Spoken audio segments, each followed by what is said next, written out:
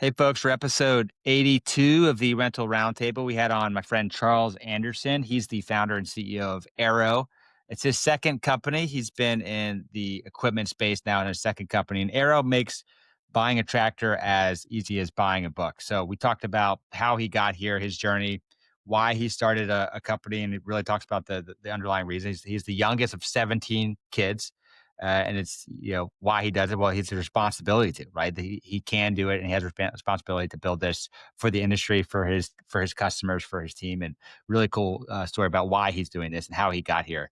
Talk about what Arrow does, and really it's a pricing, marketing, point of sale experience, and talk about AI and how that's powering a lot of what they're doing. And Charles is a great guy, and really appreciate what he's doing for the equipment industry. Hope you guys enjoy.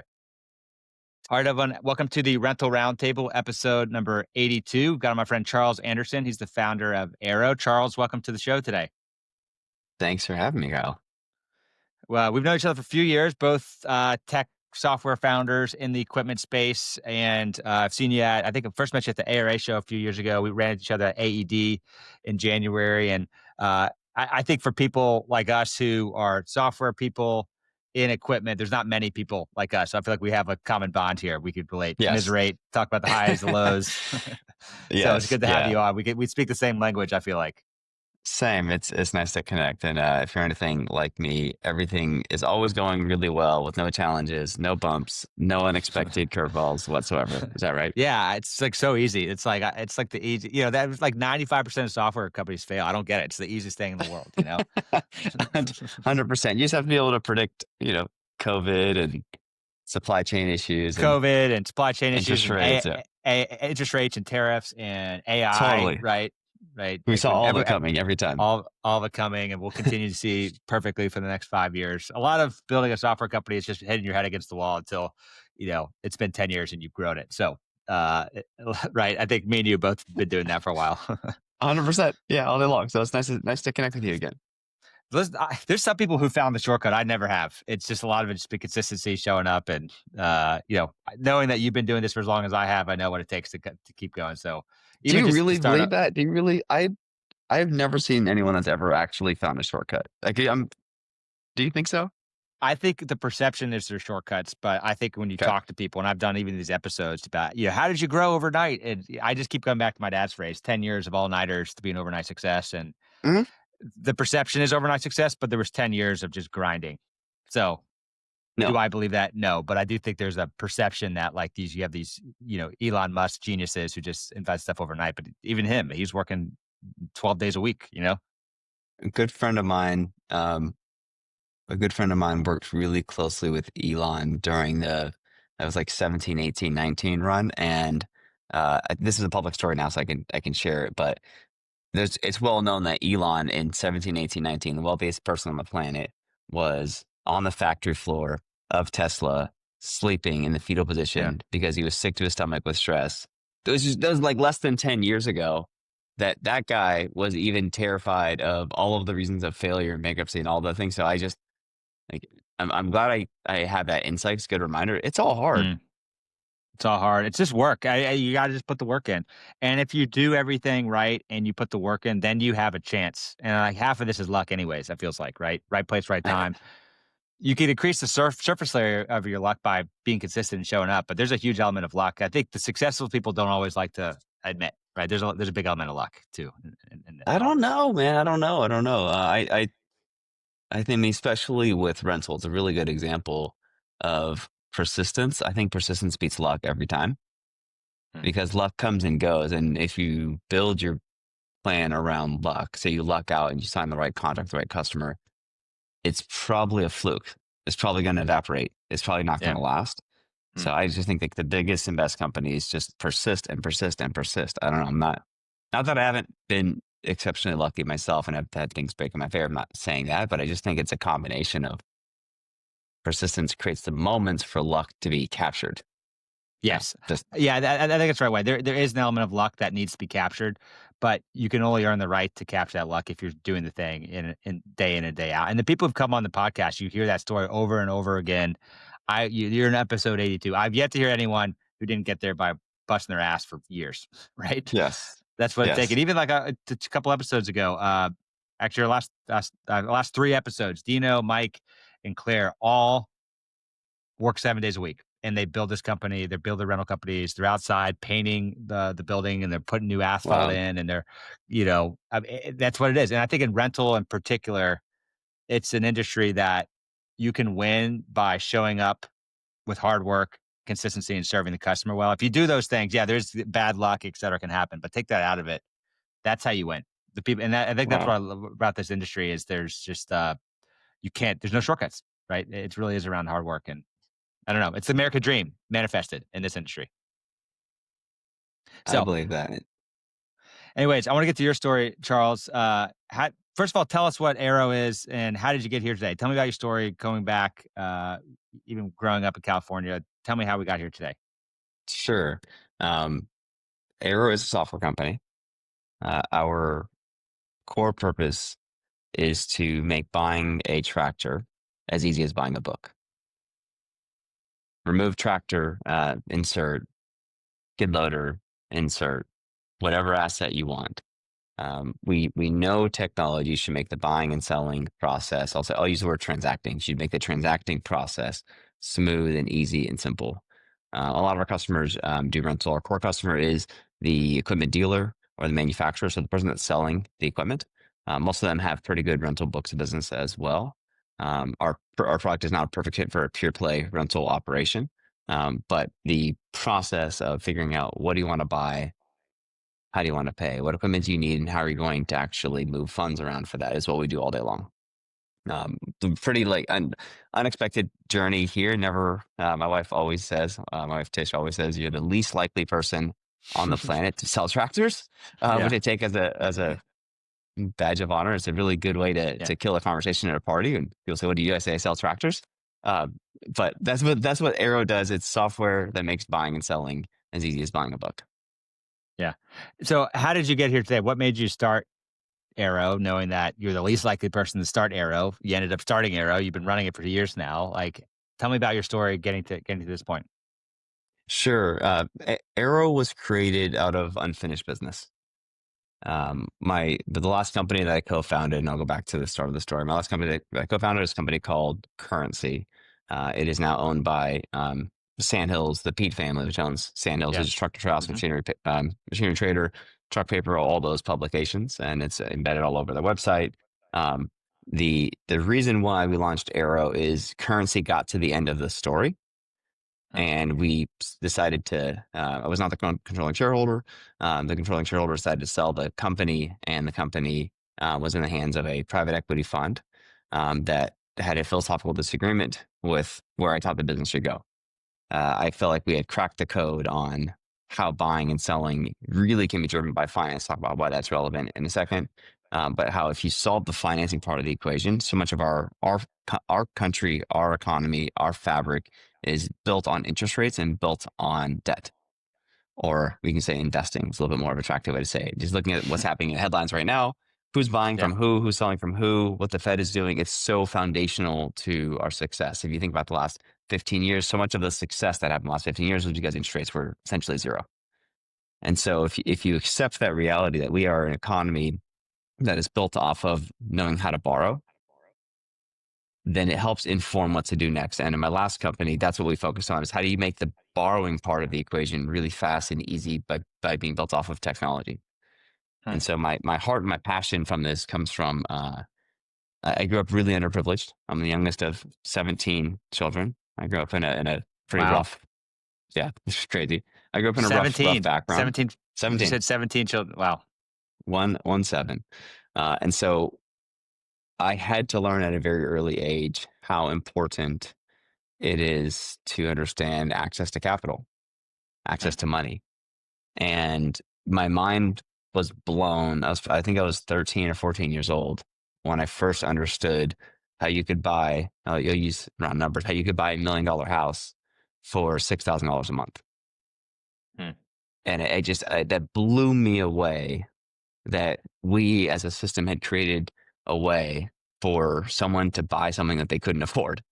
The Hmm. actual example was being able to afford a car with a car payment Hmm. because we couldn't afford cars growing up. And so actually seeing like, holy cow, you can actually pay over time for something. And to go one step further, when I realized that timing of access to money was more important than actually access to money, meaning Mm, if you really, really need a dollar, you're willing to pay a premium for that dollar if it's available to you. right. Because if I tell you, if Kyle, if you need $100 loan from me, like, yeah, you can have $100 loan, but you can have it in 2 years. It's worthless to you. You Hmm. can have it right now. That's much more valuable. And so full circle, once I saw, and I had this like crazy passion to unlock opportunity for other people because of how hard my background was, but how lucky I also was, going back to the earlier part of our conversation.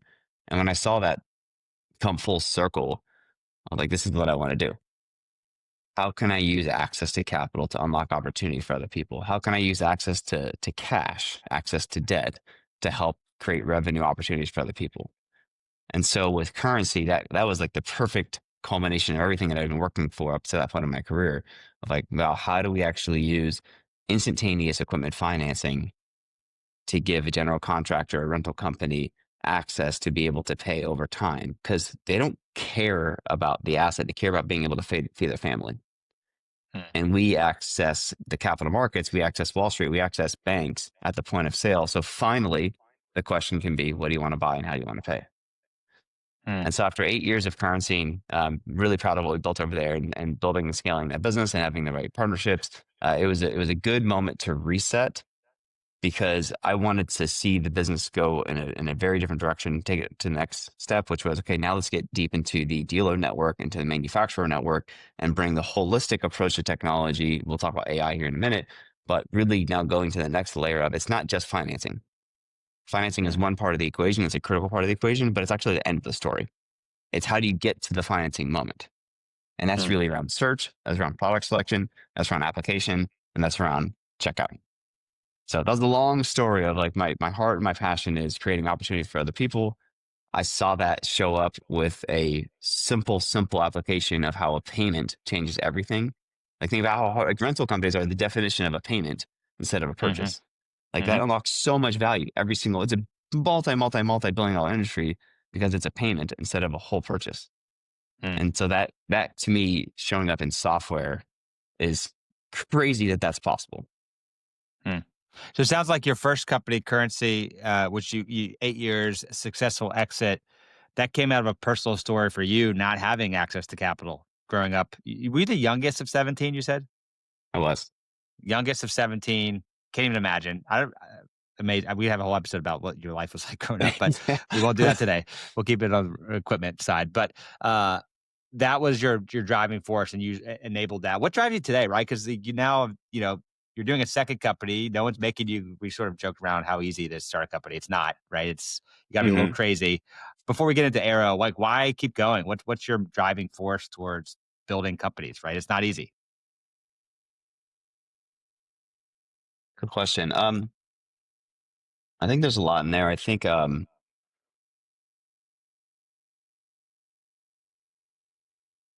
one part of it is I can do it. Hmm. I can do it. I had some really great partners, and I was the co-founder. I wasn't the original founder of Currency, and so a huge part of it was I've been fortunate to be handed the skills and opportunity to build a business, and I think it's somewhat of an obligation or job or duty that I have Mm, to take advantage of that because I know how mm-hmm, fortunate I am. And mm-hmm, so one is I can do it. I think another part of the answer is I love the opportunity to give people a shot. Like I love that. I love seeing people develop and change and watching them take on new challenges and learn new things. I think the next piece of it is I can't put the problem down. Like mm, we didn't finish a story at Currency. We got close, but we didn't finish it. And until buying a tractor is easy as buying a book, like it's not complete for me. And I think finally I just have I don't know I have crazy amounts of energy, and so I need to do something. I don't ever really yeah, see myself stopping and sitting on a beach and relaxing. Um, yeah, but I think it's our duty. I yeah, think it's your duty. I think it's your obligation. Someone has to create the job. Someone has to create the technology. Someone has to be willing to get punched in the face over and over and over again in order to bring. Like I love. Someone told me once that like every product, if you look around your house or you look around your office, every product that you're looking at, somebody had to take 500 face punches for that to get over the finish line. Hmm, And if we have the capacity to take that pain, that's our role. hmm. It's a purpose bigger than yourself. And I think you said two things. One, you can do it. I would actually say that's the luck part, right? We won the ovarian lottery being Yes. in United States. Access, we both have had access to capital. We've been able to, we had skill sets, being able to go to certain universities to unlock access to capital to get the skill set experiences, right? That is the luck, right? Because if I was born in a third world country, I would not be a software founder. 99.9% chance, sure, would not be a software founder. That is the luck component. You were born in the right place, right time. Being in America for all the Yes. challenges, right? It's the best place in the world to start a company. I still think today, right? So that's like the responsibility. You can do it, but the other part you said is you can't not do it because that's Hmm. that's the part for others, right? I think that's ultimately what drives you when you keep going. When you get hit in the face the 499th time, and you're like, all right, why am I keep doing it? Well, it's because you have the responsibility, right? Because when your customers tell you, thank you for building this company, like my life would not be the same without you. Or you create another job for someone and you've employed Yeah. someone and you've created a job and you've hired someone who had a terrible last job and you've created that opportunity. And the challenge with entrepreneurship is you don't really see those moments for a long time. I've been, I don't know, now you're probably several years and your second company, so you've seen it now. You know that it's really out the ultimate delayed gratification. You put in the 10 years, and at the end of that, you start to see the fruit for it, right? So I think it's encouraging to hear your why, which I think is important. It's not like I want to be a trillionaire and I want it's like no, you do it because you love it and you feel like you have an obligation to, right? 100%. 100%. And I think the hardest part about the sport for me is finding ways to find gratification along the way. Mm. Because I don't think those are there. I don't think that I mean, even today, Bezos announced that he is back to work, which is like his Yeah. third announcement of going back to work. And so it's just it is who you are. Like that's just how you're wired. Like it's just like it's more about acceptance of your brain ticks differently, which makes you really great in some ways and probably a terrible employee and a terrible like person in other ways. Like there's so many Yes. things that I do that probably drive a lot of people crazy, but makes me uniquely Yeah. equipped to do this. And so I don't know. I think it's I'm trying to force myself to remember that and celebrate those moments, like you said. Like it is so moving when a customer says thank you, and it's so powerful because they get it. Like your customers understand the problem and they understand the need. This is not new to them. If you go to them and say, would you like software to make your job easier? Everyone's going to say yes. If you were to go to them and say, tell me the 5 ways software could help you today, everyone in the company would have an answer to that question. That's the easy part. The really hard part is taking that answer and actually developing a product around it and then implementing it and then managing it over the finish line and then making sure that it did what those things were supposed to be done. And so like that loop, when you get that thank you, that's just a stamp of approval to me that says like, hey, you took what I knew could be done and you actually did it. And that's so unique. So yeah, that's a really good recap of the Yeah. the why. Yeah, I think if you start a rental company or dealership, and I mean, it's the same thing. It's not any different. You are getting punched in the face constantly, Yeah. but the sense of why I just think like if it's for me, I would say I can't not do it. There's nothing else. I was a terrible employee. I mean, maybe not terrible, but I wasn't good at that. I'm not very good at vacations. Like I like to work, and some people just like to work, and they feel Hmm. a lot of my purpose is to build Quipli and to build whatever one day another Quipli in the future, right? And I think if you're wired like that, I think the biggest thing is don't fight it, just accept it, accept your fate, right? And Oh people who man. start rental companies is the same. It's the same sort of DNA. I could go through story after story of rental company founders who they get that first asset, they get it on rent, and then it engine blows. It's like you finally pull the trigger, you finally secure financing, you finally get everything going, you finally get a customer, you finally get it right, and then you just get punched in the face on your first 3 machines, or you're renting out whatever the engine blows, or it's like something goes catastrophically wrong with that first asset, and you've got an angry customer, you don't have the service technicians of it, like It's just that story has happened over and over and over and over again. It's like that's like that is the fact, and That's fact. it's like when that fact happens, is that always happens. It's do you have the capacity to manage through that? Mm. I'd say Do everyone you, that is managing a rental company today does. They have to. yeah, and that's the difference between the ones who make it 5, 10, 20 years and the ones who don't. It's the grit. You're gonna get how many times can you get punched and knocked down and get back up? Well, one more than it takes. Like if you get knocked down 100 times, get up 101. If you get knocked down once, get up twice. But I don't know. That's what I love about this industry is people. That's the DNA. That's the grit, right? People are out there doing the work. So, I appreciate you sharing that. I want to talk a little bit more about Arrow and the AI side of things. Even just looking at your website, there's several products you have. Tell me about like a little bit more detail about what the Arrow offering is, some of the features and products that you've been able to roll out. Sure. So we have one software platform which is called Arrow, and it breaks down into three main components. And the three main components are our pricing technology, our marketing technology, and finally our point of sale technology. So inside those three core products, first on our pricing technology, um, it took us a lot of years to build. But what this helps a rental fleet manager do is what they already know how to do faster. Mhm. What I mean by that is they already know how to price their fleet. That's not new information. What they probably don't know is how do they use best in class technology, cutting edge technology from the best technology companies on the planet to do what they know how to do in minutes rather than days or weeks.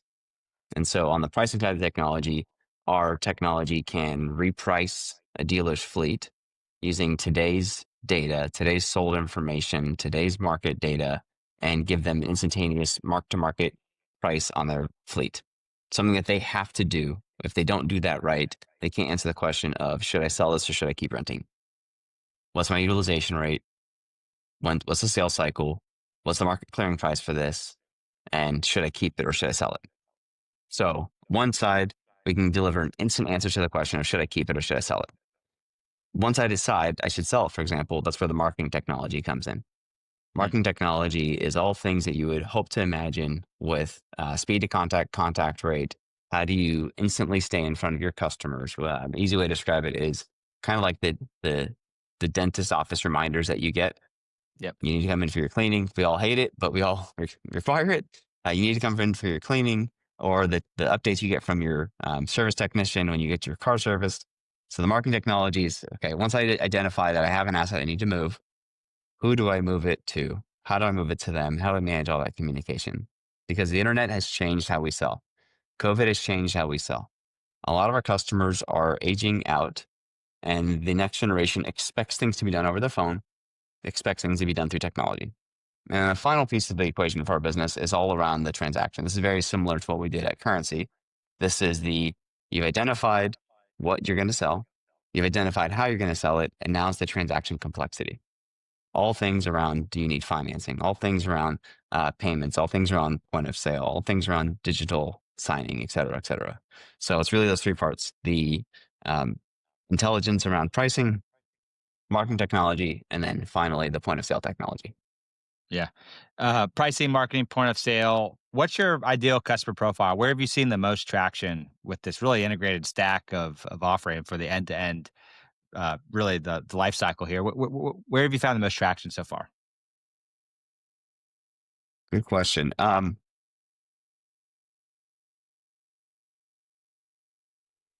Our so it's a hard question because we also, as part of our marketing technology, we also have a marketplace called Hmm. Cloud Store. And part of the Hmm. Cloud Store marketplace is it's a digital offering for people who want to sell equipment to sell their equipment online. And all of that technology is wrapped up in a cloud store. It's cloudstore.co, a cloud store experience. And so the quickest and highest impact way to experience the benefits of our technology is to list on Cloud Store and have a fully digital buyer outside of your market. So from Hmm. a where we've seen the most traction has probably been with our marketplace. Where have we seen the most impact? It's kind of in the invisible ways, meaning for the first time, a dealer or a fleet manager, I'll say an asset manager, as we call them, an asset manager can mark to market and they can identify this $500,000 asset is probably only worth $440,000.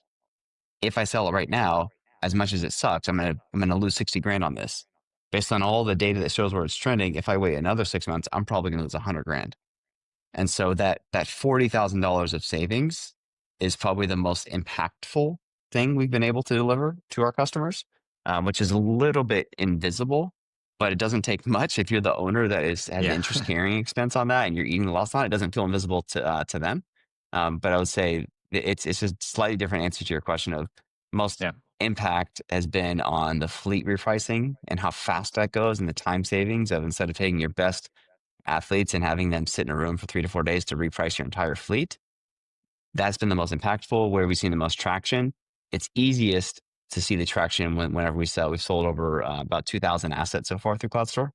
And so whenever it's just a really clear, you wanted to buy something and then you bought something answer. So that answers your question?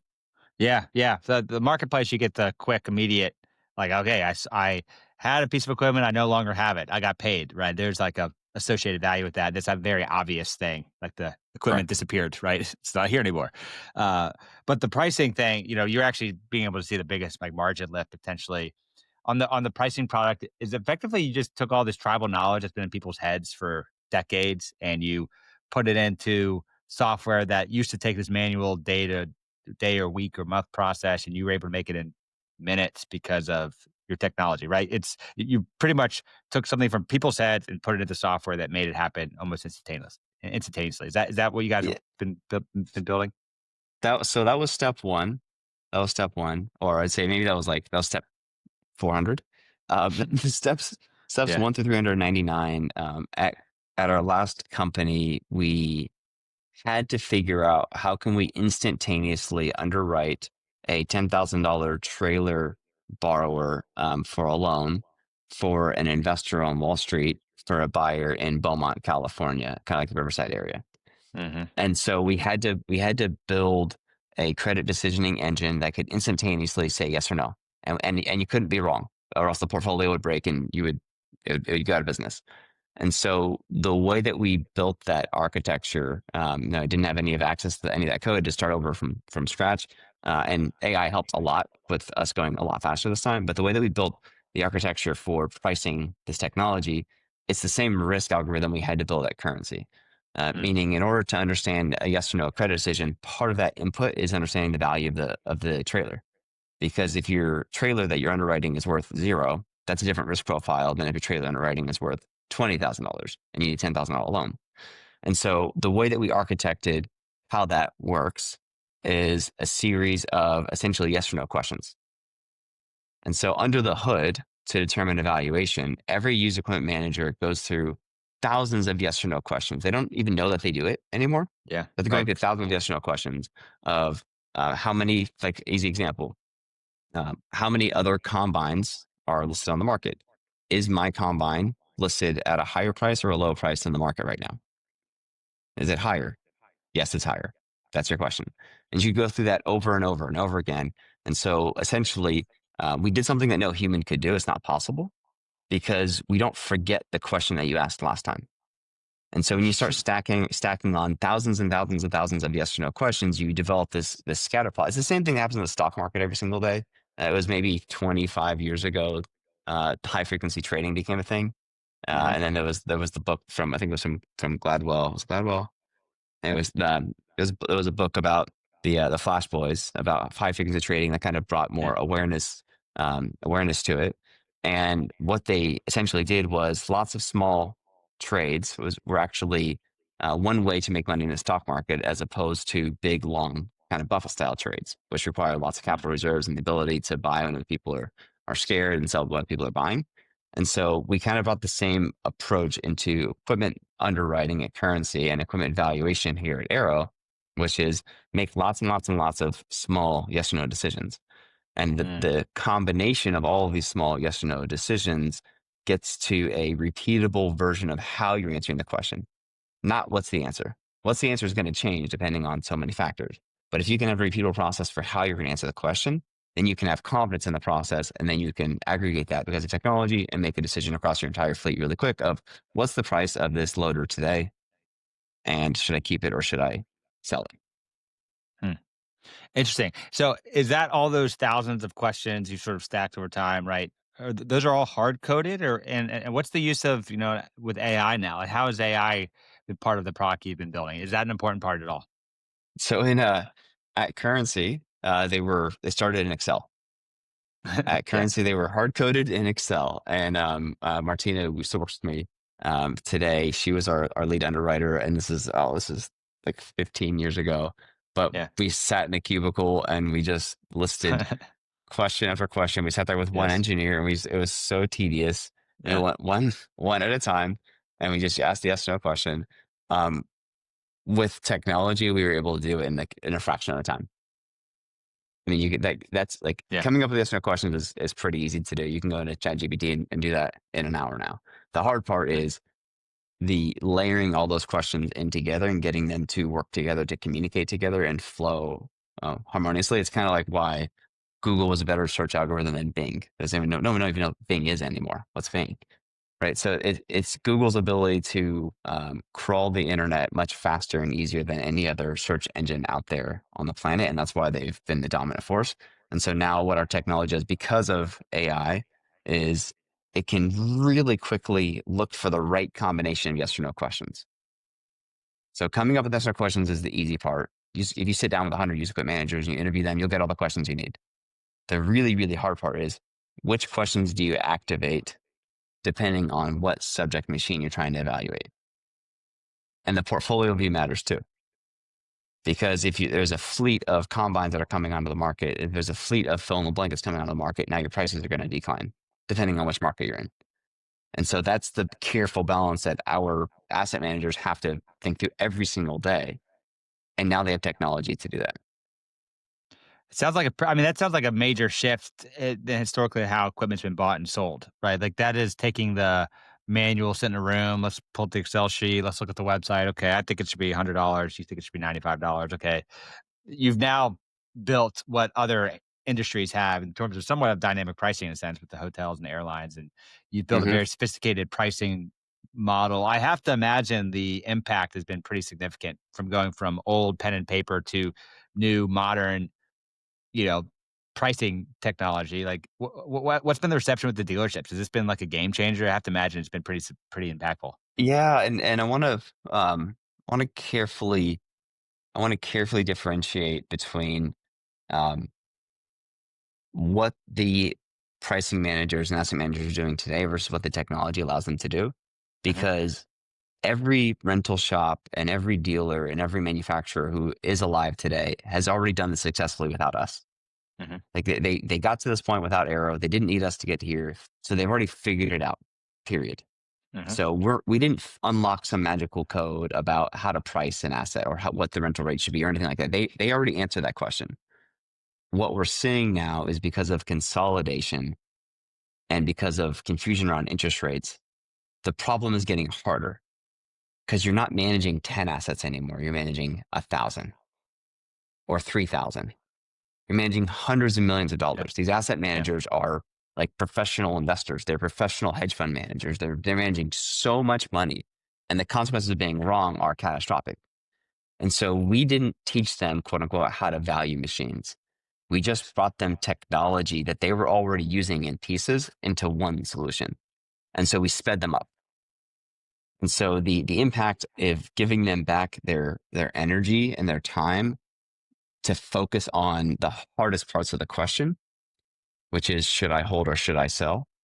Like that to me, that's art. That's not science. That's their judgment based on factors that only they have. And so that part of the equation they can now go and do. And there's not this assumption that they have to continue to hire to just manage their fleet. And so those have been the two biggest impacts. So if we brought them time back to be able to think and Mhm, work and do what they do best.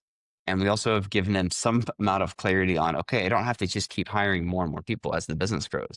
I can actually mhm. look at the technology to do more for me. So I just want to carefully answer that Yeah, question yeah. because since I'm not from inside the industry, it's like I don't want to take You anything away from what they've already solved. right. You're not coming in and say, "Hey, I figured out how to price stuff better than you, who's been doing it for generations," right? You're not saying that. You're saying, No, "We're that guy's taking an what you asshole. already No did." one wants to talk to that guy. Yeah, I'm the tech guy. I have all the answers of why my way is better than your way. Let me tell you. Yeah, how long do you have, right? what you've been able to do is be able to do that scale, right? Like if you're starting a company and you've got 5 employees, well, you can manage 5 employees. But if you end up running Uber or Amazon and you've got 20,000 or 100,000 employees, you can't manage 20,000 people one on one. You got to build a system and process and structure. And Arrows allowed taking the principles of managing a 5-person team, but allowed it to go much bigger, right? And much to kind of give you an Right. analogy to make sure I'm tracking. But That's right. and there's real value in that, right? Because there's consolidation and less is you have to be able to do more with less, and um, that's a real thing here. Talk to me about AI, right? How has that changed? How you guys have been building for the last 5 years, and where do you think the equipment industry goes with AI in the next 5 years? Yeah, it's interesting.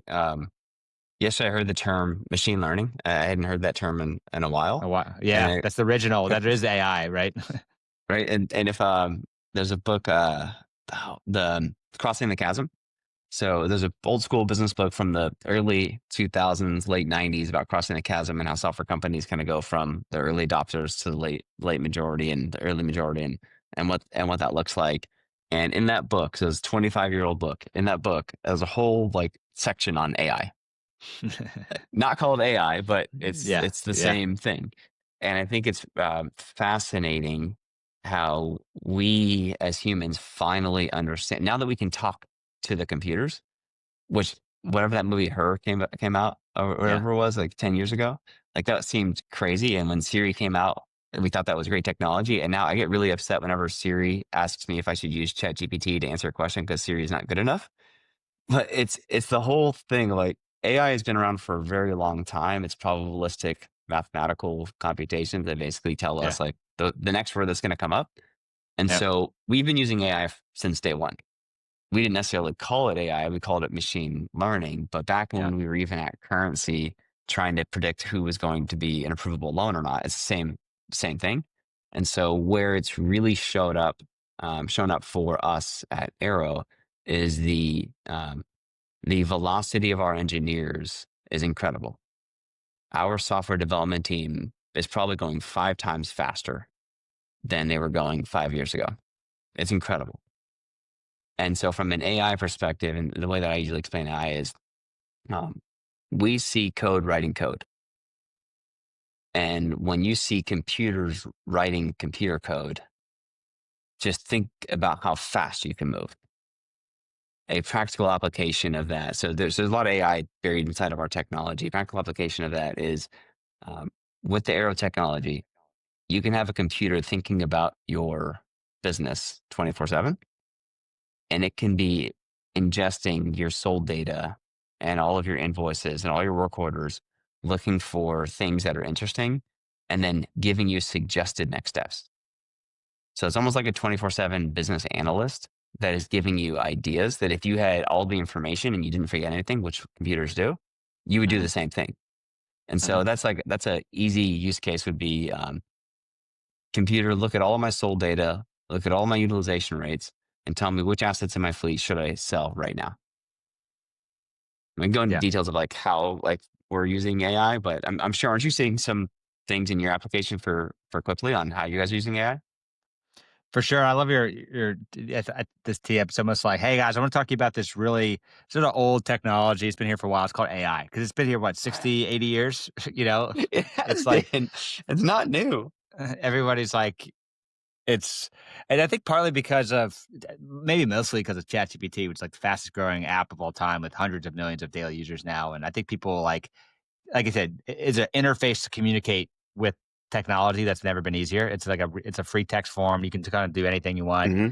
And I think people like, OpenAI invented AI. It's like, no, it's been here forever. They've just figured out the new application of it, right? But it is also going up the curve here. But I think for what we've been thinking about is, the agents, which like, I think you probably know about, but like we think about AI doing work within a company, in a Right. rental company, like in particular work that they don't want to do or they don't have time to do or they're not good at. So like an example being, um, every phone call, they get dozens of phone call a day at a rental company, and they're supposed to log missed rentals. Hey, I didn't have the skids here. Let me log that in my software so that at the end of the year, end of the month, I'm making purchasing decisions. I should know what fleet we should have had that would have yielded more revenue and rental, right? And the reality is, maybe if you're lucky, half of your team is doing that every day.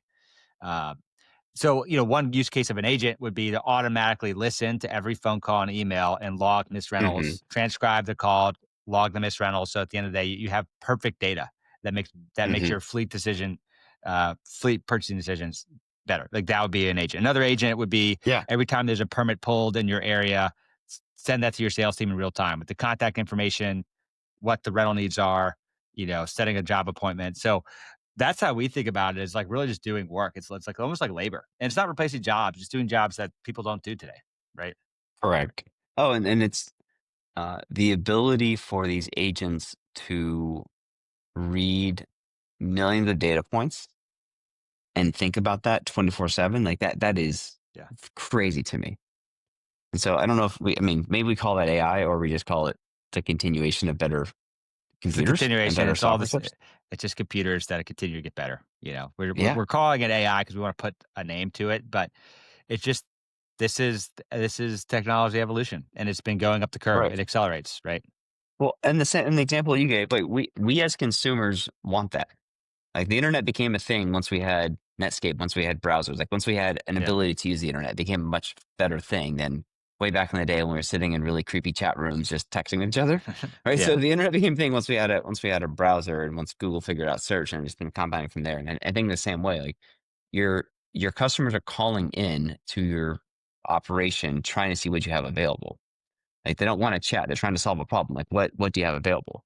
And so it's a benefit to your customer if you can even answer that question faster and anticipate it. So next year, when you know you're going to get that call for that track loader, you actually can take that call through AI to an AI agent and respond.